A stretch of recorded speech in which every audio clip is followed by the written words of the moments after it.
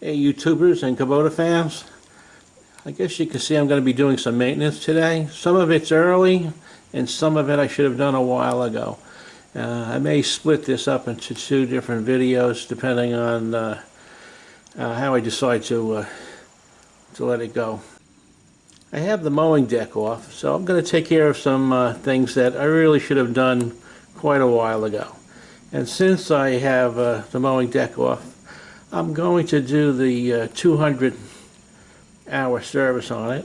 It's early. I only have 175 hours on it, but as long as I have this stuff off of it, and I'm going to get underneath there, I'm going to do the 200-hour service. As part of the 200-hour service, they tell you to replace the engine oil filter and also to change the engine oil. I like using synthetic products. I've used synthetic oil in all of my vehicles since the early 1990s. I've been very happy with it. I decided to use this product. It's a full synthetic. It's made by Shell.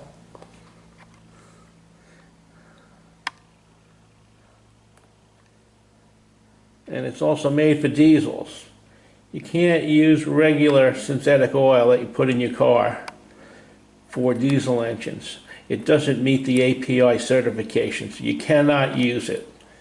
You need something that's certified for diesel engines. It has a C rating to it. Kubota says the oil must meet the API service classification of CF or better. Every time they improve an oil, it usually gets a better rating. They start out with, well, let's say it started out with CF. They improve it, it goes to CG, H, I, J. You'll see a C and another letter after it as they improve it. Here's Kubota's oil. You look for that circle, it tells you right in there. So that has a better than a CF rating on the API service. It's made for diesel engines.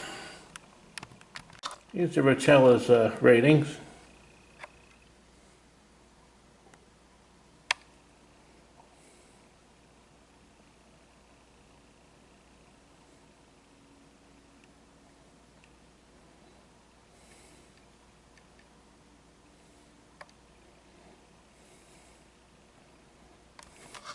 So I'm comfortable with this oil. I went to the dealership and asked them about it. They said as long as it meets the API service classification for in the manual, you can use it. I also went to the Kubota website. Under questions and answers, you can find questions about using synthetic oil. And they also said you could use it as long as it meets that API service classification of. I'm changing the filters for the engine and also for the HST. I am not changing the HST fluid. I'll tell you how that goes when I take the filter off. We'll see how that's going to be.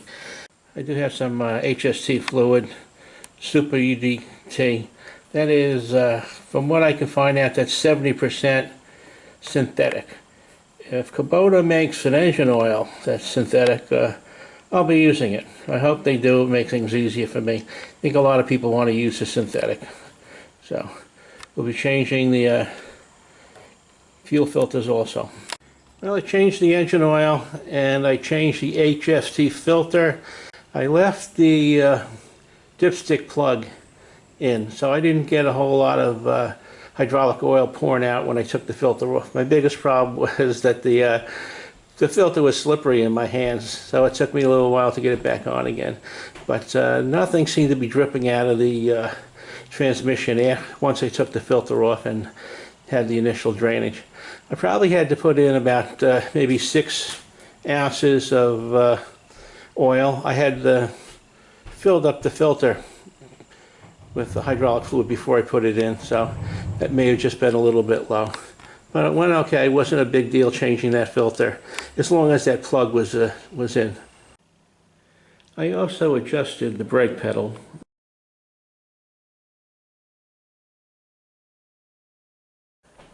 I also greased the universals on my mowing deck. You want to grease those often. I had priced out a new U-joint for the universal. They wanted $82 for the part. That's not including the yoke. That's just the universal, $82. So do yourself a favor, grease them, because it's a costly expense. And I greased the universal for the grass catcher. Just remember, grease is cheap and parts are expensive.